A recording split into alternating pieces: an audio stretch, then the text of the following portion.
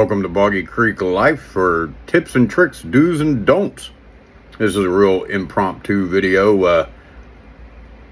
I just put out a couple videos last week of the Mottling on the pumpkin head skin, and I got a bunch of people liking that. So I thought I actually filmed a little bit of it while I was doing it. So I thought I would share that nice, easy trick with you if you don't know it. But also an update, and this is the do's and don'ts part. Well, if you noticed in the videos, I did after I did the mottling with the brownish looking oil color, I went back and lightened it up with a real thin white oil wash, like a really light gray white oil wash, and that's what gave it that skin look. But if you noticed in all the details and all the indents in the sculpture, the wrinkles and all that, there was a white oil wash film in all those. Well, I didn't like that, so I decided to take a brownish wash and go over that and try to darken in all those, details and the wrinkles and everything. I don't know how it worked out. I don't think I'm the biggest fan of it, but it's something I gotta live with now unless I want to repaint the whole thing. Now what I used was this Vallejo Game Wash. I bought this a couple years ago, and the reason I originally bought it was I can't remember how much this was, but it wasn't like a whole lot compared to the little bottles of wash. And well, I found out that I think the pigment in this stuff is a lot stronger than the little bottles of wash. I mean, price wise, yeah, I mean, you can't beat this. It was like 3 of the little bottles of wash would have been like the price of this whole tub. But this is meant for dipping the minis in and then wiping it off and leaving it in the recesses. And you could thin this down, but you got to be careful, because then sometimes it will, if you thin it too much, it'll dry with like a white film on the parts where the heaviest wash lay. So I didn't thin it this time. Mistake number one, at least to me. I'm gonna go ahead and give you a look at what it looks like now, Pumpkinhead. And I mean, you can decide if you like it or not. Either way, it's kind of is what it is. You can see now he's much darker. Now, still can see some of the mottling details. And this is after, I didn't do it all at once. I did a leg, half a leg, and then went back and I wiped, rubbing alcohol, straight rubbing alcohol, and wiped it back off, and it still didn't come all the way off. I mean, it got in all the recesses like I wanted to. It got rid of all that white, but in my opinion, you can still see it through the high parts, the mottling in the veins and stuff. It's just not as strong as it was before.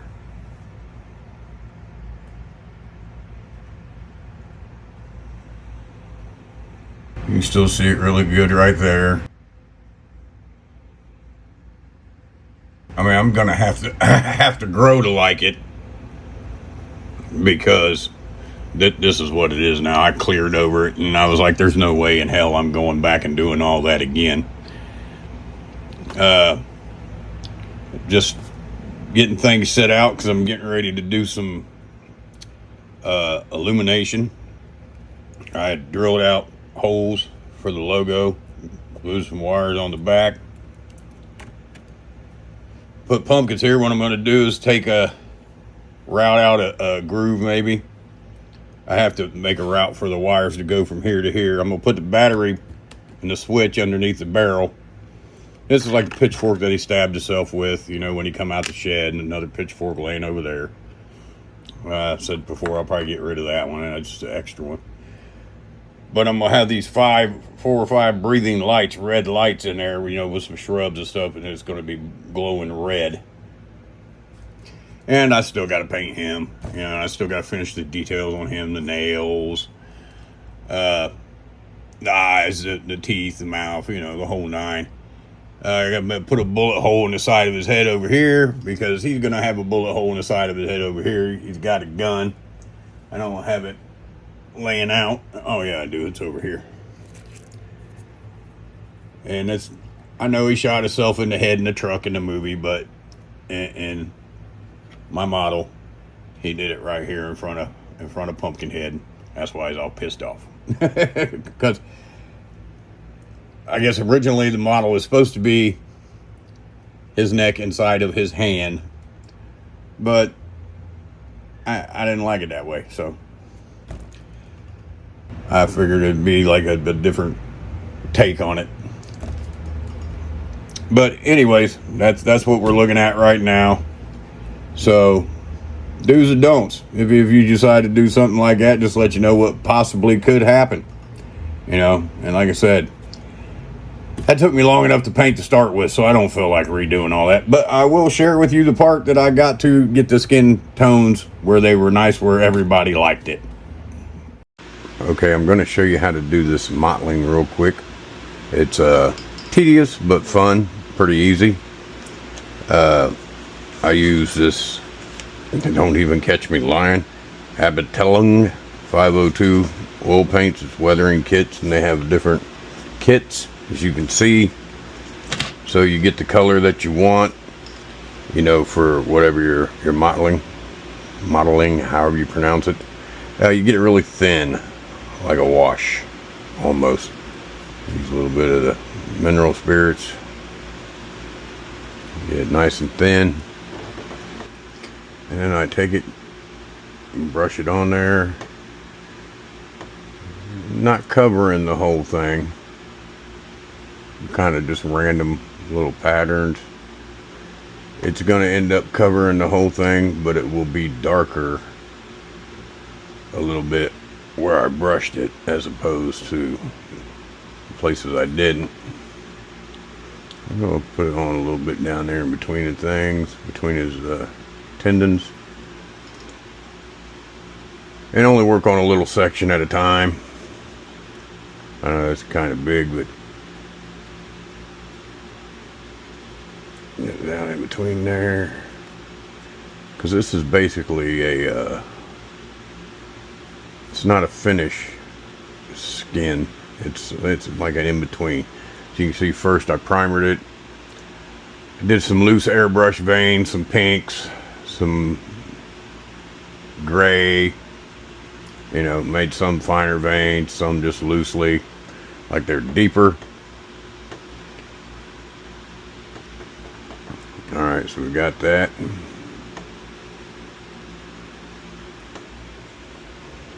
Put a brush down. You can get a sponge. This is this old sculpture sponge or anything, but you can see it's got some porous holes in it. And then I just start dabbling in it with the sponge. You can see it breaks it up, gives it kind of a splatter, nice skin texture pattern. It's a little hard to get down in the cracks, but the way this model was, it had to be built before it was painted because of puttying. If you wait to putty till after it's built, you're just going to destroy your paint job. I'm trying to get this up inside the crack here, inside this joint.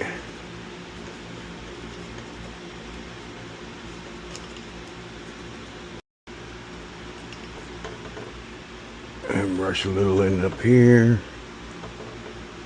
Get in there. Up in there.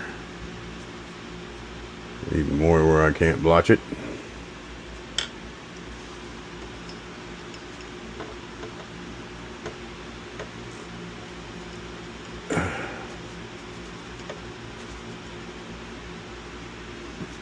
So what we'll do is we'll cut our sponge even thinner so we can get a thinner slice and get it up in there.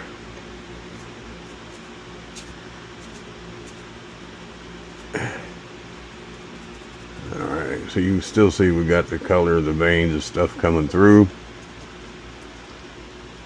And the beautiful thing about oil paint is, for what we're doing, I mean, even when it dries, because this will dry kind of quick because of the amount of mineral spirits in it, it's still workable, movable.